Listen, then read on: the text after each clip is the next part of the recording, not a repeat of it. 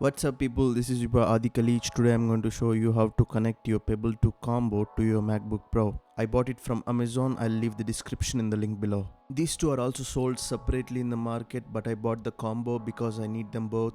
The keyboard is fine, it doesn't feel plasticky or cheap, but it is very lightweight, just like the way I want. It's portable and fits into your backpack easily. And here's the mouse, Logitech M350S, and its quality is similar to the keyboard and it's lightweight as well.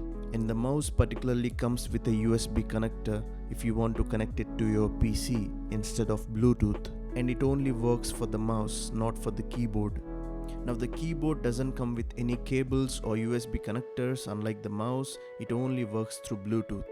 And it comes with two AA batteries inside of it, whereas the mouse comes with one AA battery.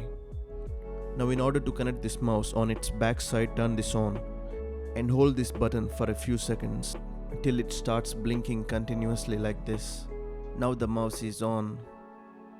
Now go to the Bluetooth settings in your laptop and scan for the devices until you find Pebble M3 and connect to it. That's it. Now on the left side of your keyboard, turn this button on and hold this blue button for a few seconds until it starts blinking faster. And it will appear as Pebble K3. Click on it and you will get a number. Type that number on your keyboard and you're good to go. That's it guys, thank you for watching and I'll catch you up in the next video. Peace.